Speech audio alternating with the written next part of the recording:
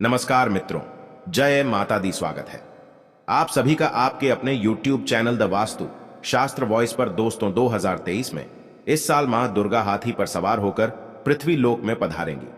शास्त्रों में वर्णित है और मान्यताओं के अनुसार अगर शारदीय नवरात्रि पर यदि माता दुर्गा का आगमन उनके वाहन सिंह पर नहीं बल्कि हाथी पर होगा तो मान्यता है कि माता दुर्गा का हाथी पर सवार होकर आना बहुत ही शुभ और कल्याणकारी माना जाता है। जीवन सुखमय हो जाता है, भक्ति का भरपूर लाभ भक्तजनों को मिलता है। दोस्तों, इस बार नवरात्रि पूरे 9 दिनों तक मनाई जाएगी। न एक भी दिन कम न एक भी दिन ज्यादा, पूरे 9 दिनों तक मनाई जाएगी। मां शेरावाली की विशेष रूप से पूजा आराधना की जाएगी। शारदीय नवरात्र का महापर्व इस बार 2023 में 15 अक्टूबर दिन रविवार से शुरू होकर 23 अक्टूबर सोमवार के दिन समाप्त होंगे। ऐसे में शारदीय नवरात्रि पर माता दुर्गा की कृपा पाने के लिए कलश स्थापना का शुभ मुहूर्त है। 15 अक्टूबर को दिन में 11:44 से दोपहर 12:28 तक कलश स्थापना का शुभ मुहूर्त रहेगा। तो आइए दोस्तों, जानते हैं नवरात्रि में क्या नहीं खाना चाहिए और कौन सा फल खाना आवश्यक है और क्या नहीं पीना चाहिए। आज हम विस्तार से आपको बताएंगे। दोस्तों, शास्त्रों के अनुसार बताए गए भारत में चाहे किसी भी प्रकार का व्रत या त्योहार क्यों ना हो, उनसे जुड़े नियम का पालन करना अति आवश्यक माना जाता है, क्योंकि जो मन के मुताबिक किया जाए वो संघर्ष नहीं कहलाता। कहा जाता है कि मनोकामना को पूर्ण करने के लिए थोड़ा संघर्ष यानी कि तपस्या तो करनी ही पड़ती है। इसीलिए ऐसी मान्यता है कि हर पूजा विधि और सभी व्रत पूर्ण विधि विधान से किया जाना चाहिए, तब आपको व्रत का पूर्ण लाभ मिलता है, आपकी सभी मनोकामना पूर्ण हो जाती है। इसीलिए हर शास्त्र यही कहता है कि सच्चे दिल से अगर आपके मन में ईश्वर के प्रति श्रद्धा हो तो पूजा पाठ का सारा फल मिल जाता है, और अगर मन में ईश्वर भक्ति के प्रति शंका हो तो उस मनुष्य को कई जन्मों तक सुख नहीं मिलता। भागवत गीता में भगवान श्री कृष्ण ने स्वयं कहा था, जो मनुष्य सच्चे हृदय से ईश्वर को पुकारता है तो उसका नाता उस शक्ति से जुड़ जाता है जिसे आपने सच्चे हृदय से पुकारा था।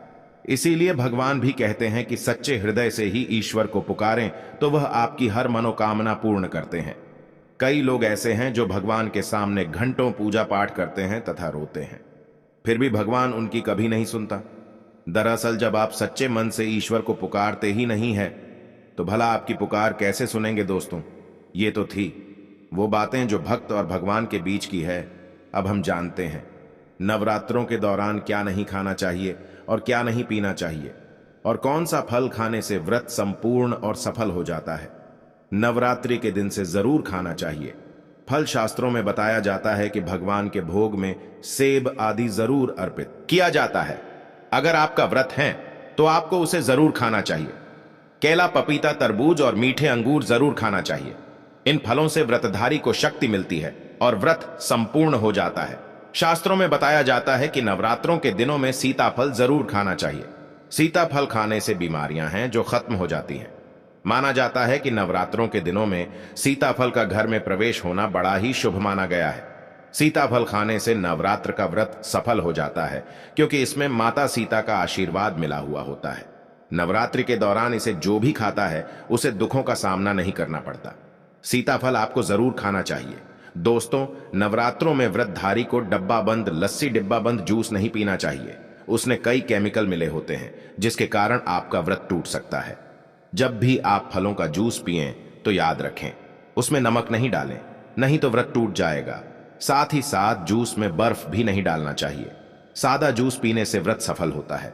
दोस्तों, नवरात्रि के दौरान सिंघाड़े का आटा या कुत्तू का आटा खाने से पहले यह देख ले कि आटा पुराना नहीं होना चाहिए, क्योंकि पुराने आटे में कीड़े वगैरह पड़ जाते हैं जिसके कारण आपका व्रत टूट सकता है, क्योंकि यह छोटे छोटे कीड़े हमें दिखाई नहीं देते और आपके मुंह तक पहुंच जाते हैं।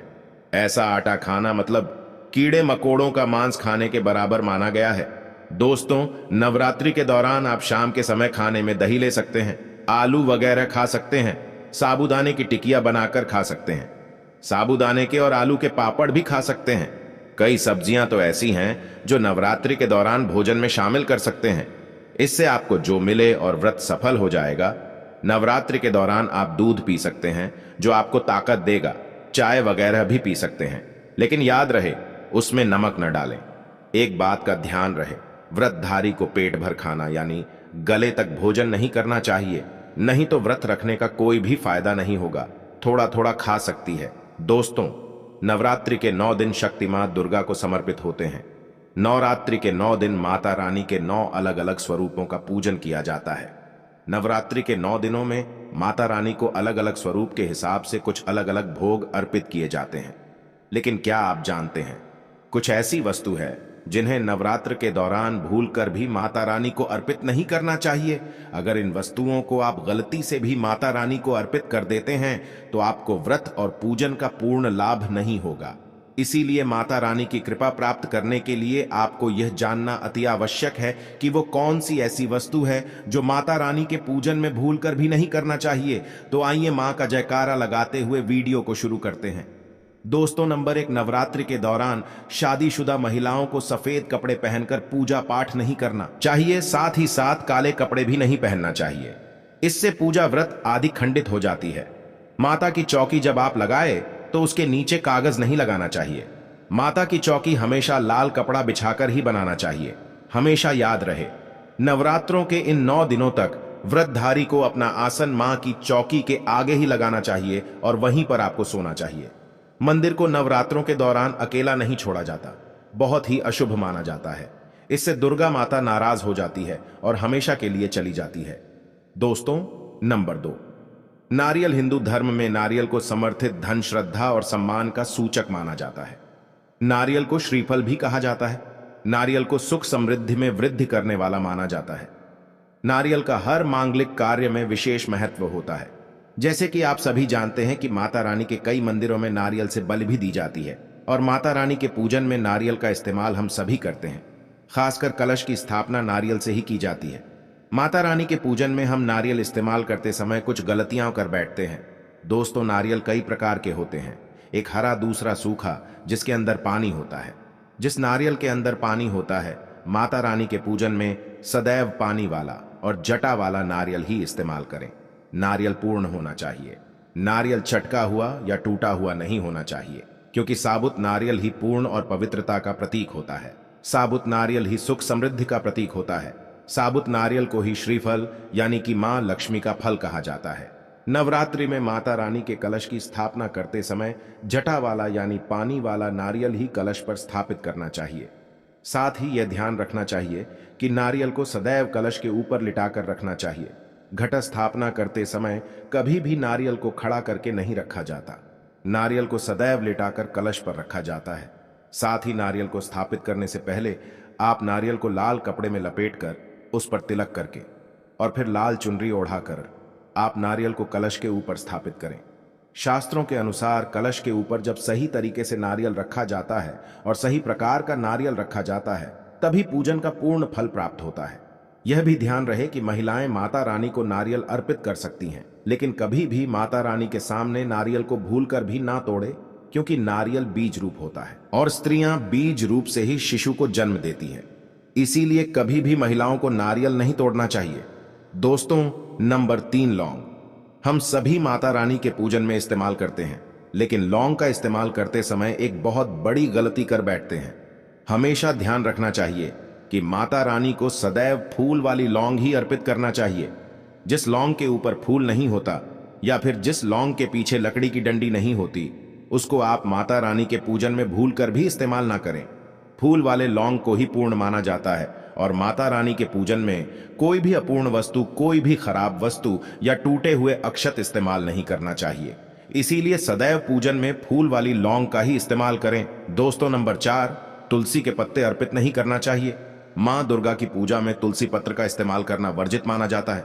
तुलसी पत्र के अलावा माला भी माता रानी को अर्पित नहीं करना चाहिए और दूर्वा भी माता रानी को अर्पित नहीं करना चाहिए। दूर्वा भगवान श्री गणेश को अति प्रिय है। नवरात्रि में आप भगवान गणेश को दूर्वा अर्पित कर सकते हैं। भगवान विष्णु जी को तुलसी के पत्ते अवश्य अर्पित कर सकते हैं, लेकिन माता रानी को भूलकर भी तुलसी के पत्ते या दूर्वा अर्पित ना करें। माता रानी को सफेद फूल भी अर्पित ना करें। माता रानी को सदैव लाल रंग के फूल अर्पित करने चाहिए। लाल रंग के फूल माता रानी को अति प्रिय है। खासकर माता को गुड़हल और कमल के फूल अति प्रिय है। शास्त्रों में बताया जाता है कि घर में माता रानी की 2 या 3 मूर्तियां या फोटो नहीं होने चाहिए। इस बात का भी आप विशेष ध्यान रखें कि माता रानी के पूजन में कोई भी खंडित चीज इस्तेमाल ना करें। खंडित चीज जैसे कि छत का हुआ या टूटा हुआ दीपक, या फिर चटका हुआ कोई बर्तन। साथ ही यह भी ध्यान रहे कि लोहे के और प्लास्टिक के बर्तन आप माता रानी के पूजन में इस्तेमाल ना करें, क्योंकि प्लास्टिक के चाइनीज बर्तन हड्डियों के पाउडर से मिलकर बनते हैं। ऐसा ना करें। ऐसे बर्तनों को माता रानी के पूजन से सदैव दूर रखें। माता रानी को जो कुछ स्थापित कर रही है, उन्हें गिरे हुए फूल या फिर मुरझाए हुए फूल माता को अर्पित न करें। तो दोस्तों, आज के लिए बस इतना ही। मिलते हैं अगली वीडियो में। तब तक के लिए जय माता दी। जानकारी पसंद आई हो तो वीडियो को लाइक कर दीजिए, और इस वीडियो से संबंधित और नवरात्रि से संबंधित आपके पास कोई भी सवाल या कोई भी प्रश्न हो तो हमें कमेंट बॉक्स में जरूर पूछें। जय माता दी। जय दुर्गा माता। जय शेरों वाली मैया। धन्यवाद दोस्तों।